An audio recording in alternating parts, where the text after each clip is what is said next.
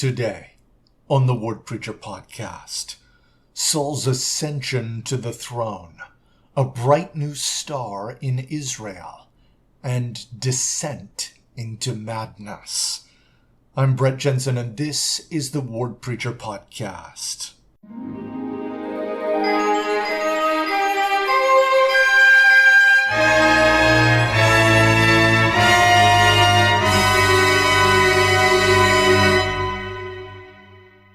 Alright, our Come Follow Me curriculum for this coming week will bring us to 1 Samuel.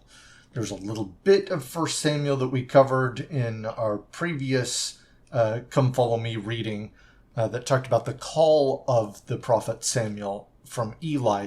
We're not going to talk a ton about that. I'd like to focus on Saul and David in Israel.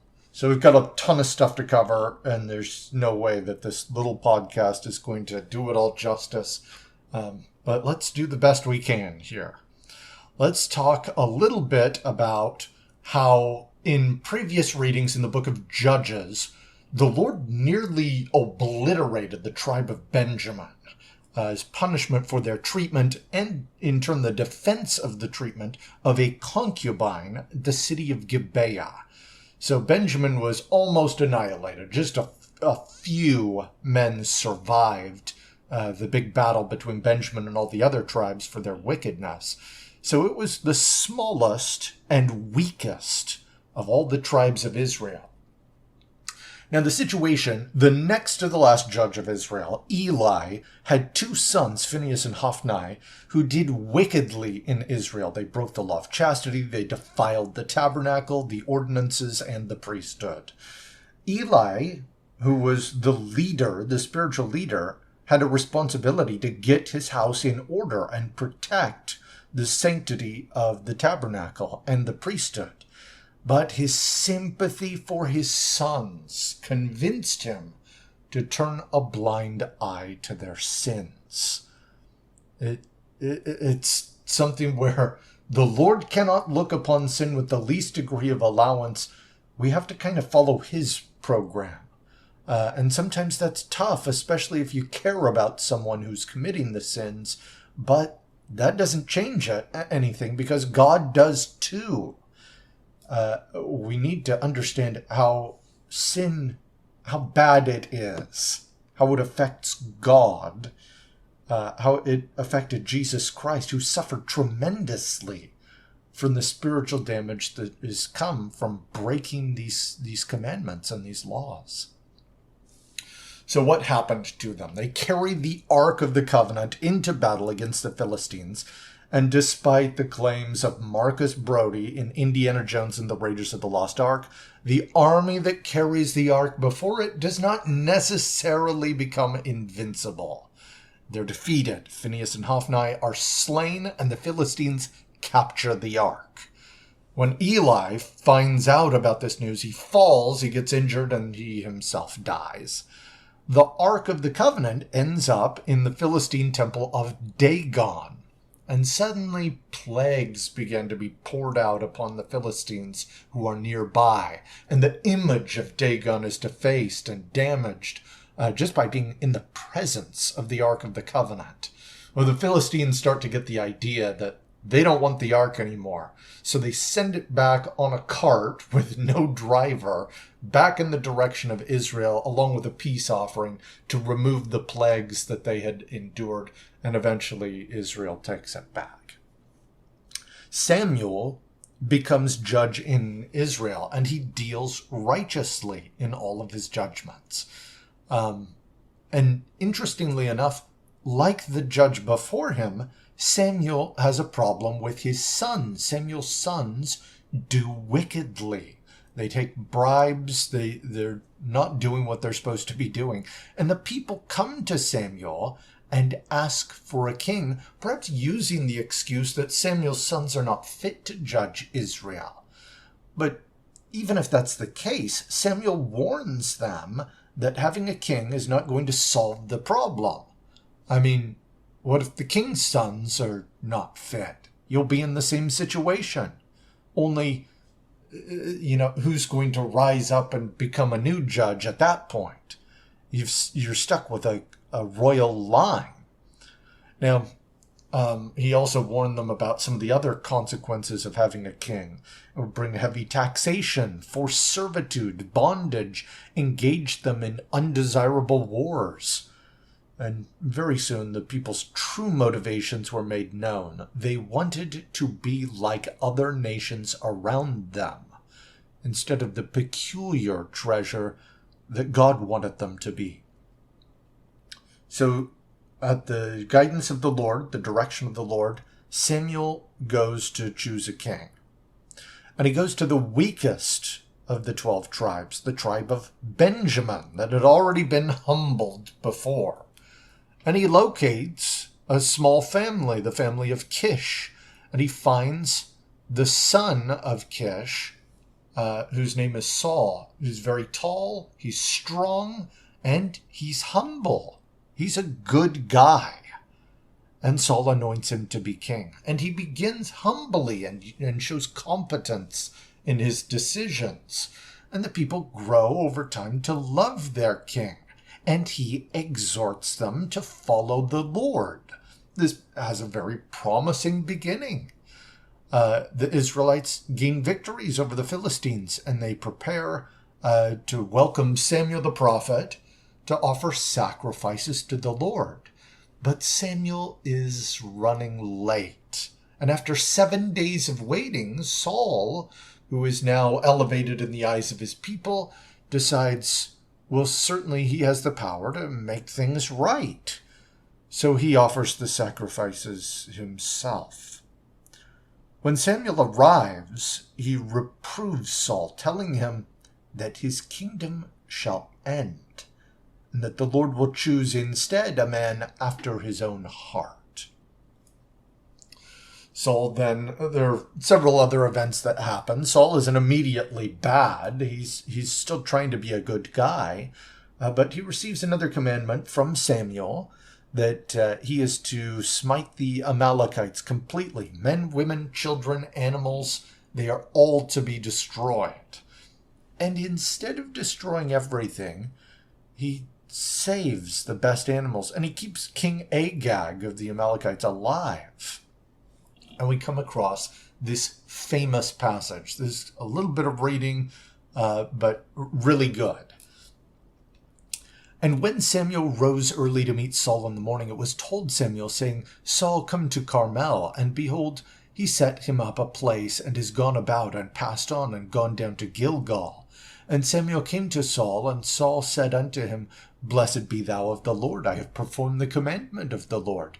And Samuel said, What meaneth then this bleating of the sheep in mine ears, and the lowing of the oxen which I hear? And Saul said, They have brought them from the Amalekites, for the people spared the best of the sheep and of the oxen to sacrifice unto the Lord thy God, and the rest we have utterly destroyed. Then Samuel said unto Saul, Stay, and I will tell thee what the Lord hath said to me this night. And he said unto him, Say on. And Samuel said, When thou wast little in thine own sight, wast thou not made head of the tribes of Israel? And the Lord anointed thee king over Israel?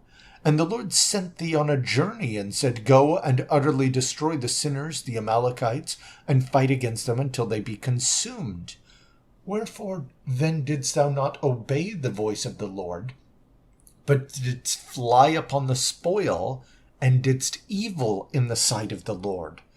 And Saul said unto Samuel, Yea, I have obeyed the voice of the Lord, and have gone the way which the Lord sent me, and have brought Agag the king of Amalek, and have utterly destroyed the Amalekites. But the people took of the spoil sheep and oxen, the chief things which they have been utterly destroyed, to sacrifice to the Lord thy God in Gilgal. And Samuel said, Hath the Lord as great delight in burnt offerings and sacrifices as in obeying the voice of the Lord? Behold, to obey is better than sacrifice, and to hearken than the fat of rams. For rebellion is as the sin of witchcraft, and stubbornness is as iniquity and idolatry. Because thou hast rejected the word of the Lord, he hath also rejected thee from being king. Saul's reign was going to end, and he knew about it. This idea of to obey is better than to sacrifice, that's critical and applicable even now. So let's talk about the bright new star in Israel. Samuel comes to Bethlehem to seek a new king among the sons of Jesse. And he goes through all of the sons. And let's do a little bit of reading here. This is 1 Samuel 16, 6 and 7. And it came to pass, when they were come, that he looked on Eliab and said, Surely the Lord's anointed is before him. But the Lord said unto Samuel, Look not on his countenance, or on the height of his stature, because I have refused him. For the Lord seeth not as man seeth. For man looketh on the outward appearance, but the Lord looketh on the heart. So a very important reminder that the Lord knows what's in our hearts, and he knows what the right decision is, even if it doesn't line up with some of the outward symptoms. After looking at all of the sons of Jesse, he learns of a young son who was caring for sheep, David. The Spirit of the Lord came to Samuel, and he immediately anointed David. Now, David had not only ability to care for sheep, but also musical talent. He came and played a harp before King Saul, which Saul found soothing, and rewarded him to become the king's armor-bearer. Now, eventually, over time, a Philistine champion, Goliath of Gath, came to torment Israel. He challenged Israel to send a champion to fight him in single combat. And Saul had promised wealth, marriage to one of his daughters, and freedom for his father's house to any man who killed Goliath. Now, when David learned about this, he was confused as to why none of the other Israelites had gone to silence this arrogant Philistine. Armed with a staff, a sling, and 5 smooth stones, he personally went out to meet Goliath of Gath. And Goliath cursed him and swore that he would kill David. And then some reading, some famous verses, 1 Samuel 17, 45 through 47. Then said David to the Philistine, Thou comest to me with a sword and with a spear and with a shield, but I come to thee in the name of the Lord of hosts, the God of the armies of Israel, whom thou hast defied. This day will the Lord deliver thee into mine hand, and I will smite thee, and take thine head from thee. And I will give the carcass of the host of the Philistines this day unto the fowls of the air, and to the wild beasts of the earth, that all the earth may know that there is a God in Israel. And all this assembly shall know that the Lord saveth not with sword and spear. For the battle is the Lord's, and he will give you into our hands. So, tired of the conversation, the Philistines started coming at David, intent on killing him. David's response? Charge. Charge toward Goliath. He takes out his sling and with a single stone strikes Goliath in the forehead with such force that it sunk into his skull. Fallen to the earth, David retrieved Goliath's sword and cut off his head. The Philistines, seeing their great champion defeated by a boy, ran in horror, and Israel drove them back to their strongholds of Gath and Ekron. So things were looking good for David, this shining new star in Israel. Saul's son Jonathan loved David as a true friend, and all the people loved David. The women began to sing that Saul had slain thousands, and David his 10,000s, and he grew envious. The harp of David no longer soothed Saul, because he harbored a growing envy and hatred for the one who played it.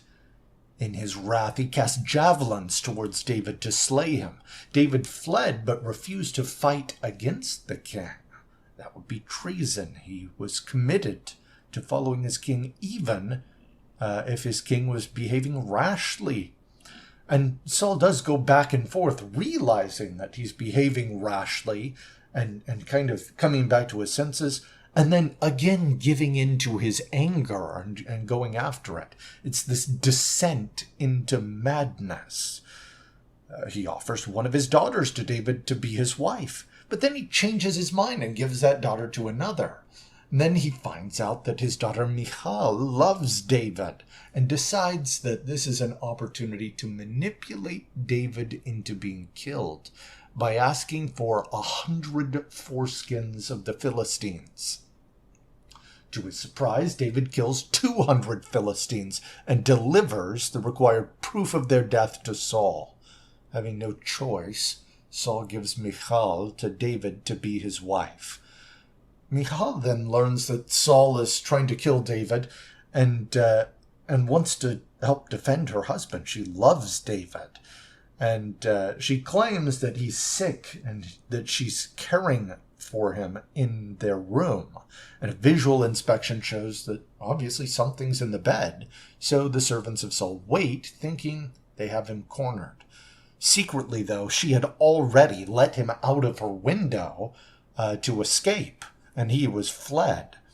Eventually, the king's men become impatient. They break into the room and discover a pillow of goat's hair in the bed.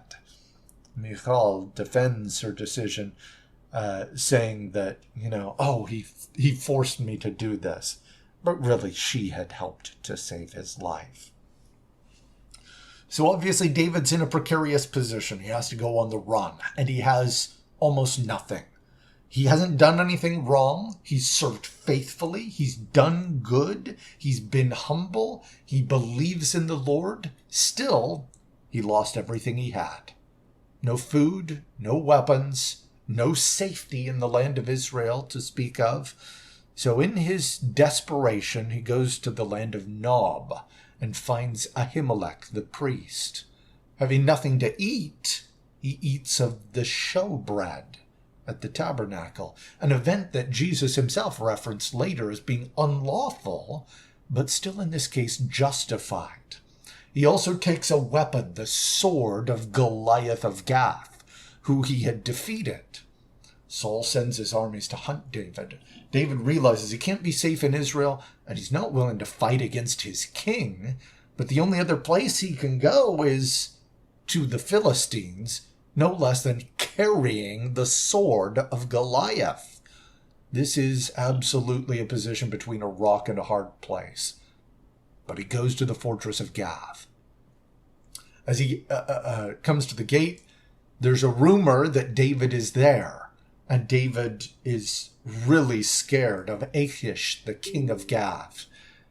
And so he feigns madness, lets his spittle dribble into his beard, changes his behavior, and Achish, the king of Gath, is uninterested in this madman and sends David away. This must have felt like a low point to David. He'd done nothing wrong, still branded a traitor, forced to flee his home and country with almost no support. Further, the priest Ahimelech, who had shown him some kindness, letting him have some bread, giving him the sword of Goliath, he was slain, as were almost all the other priests, at Saul's command, leaving only Ahimelech's son Abiathar alive, who had fled before to escape to inform David. This mad hunt for David continues, and Saul grows more and more ruthless as David maintains his composure and gains support. David uses his forces, his growing numbers, to help Israel and fight the Philistines. And Saul, on a couple of occasions, finds himself delivered into David's power. And still, David refuses to kill him. In one case, they meet consciously together, not just David coming across Saul in his sleep, which also happened. They come face to face, and Saul is delivered into David's hand. And David refuses to kill him. And this is the passage that follows, 1 Samuel 24:17 through 22. And he said unto David, Thou art more righteous than I, for thou hast rewarded me good, whereas I have rewarded thee evil. And thou hast showed this day that thou hast dealt with me, forasmuch as when the Lord has delivered me into thine hand, thou killedst me not. For if a man find his enemy, will he let him go well away? Wherefore the Lord reward thee good, for that thou hast done unto me this day. And now behold, I know well that thou shalt surely be king, and that the kingdom of Israel shall be established in thine hand. Swear now therefore unto me by the Lord that thou wilt not cut off my seed after me, that thou wilt not destroy my name out of my father's house. And David sware unto Saul, and Saul went home. But David and his men gat them up unto the hold. Even in a moment where he had power, he refused to use it. He maintained that he was going to follow the Lord. This was truly a man that was chosen for his heart. He gains more followers, marries 2 additional women, Abigail, a widow of Nabal, who showed him kindness, and another woman from Jezreel. Michal had been given by Saul to some other man, even though she had been married to David. So that was complicated, and we'll come back to that probably in our next reading. David works with Achish, the king of Gath, who had thought him to be mad, and allows him to build power in his land, the land of the Philistines, for more than a year. Saul, in his desperation, finds a witch of Endor, and he consults with a spirit who either is or claims to be, we don't really know, Samuel the prophet, who had previously passed away. In either case, Saul is told that he has earned his fate for refusing to obey the Lord. And in the end, the Philistines win a great victory over Saul. He's injured with an arrow, and refusing to be tortured as a prisoner, he falls on his own sword and dies. In the end, the path to madness and damnation, it begins with these small impulses, giving in to little temptations, encouraging pride, wrath, lust, envy, greed, and gluttony. The Lord knows what is in our hearts, even if it's different than our outward appearance. So it's vital that we try to make our hearts pure. Consider the motivations for our desires. What do we want to be like? Is it other nations? Or do we want to be peculiar, a treasure to the Lord, to change our heart to be for Him? You cannot serve God and Mammon. We appreciate all the support for the Word Preacher podcast. Next week we will look at the triumph and tragedy of King David in 2 Samuel. Of course, there is a mountain of stuff we did not have time to cover this week. Please study that individually and with your family. And of course, as always, fight on.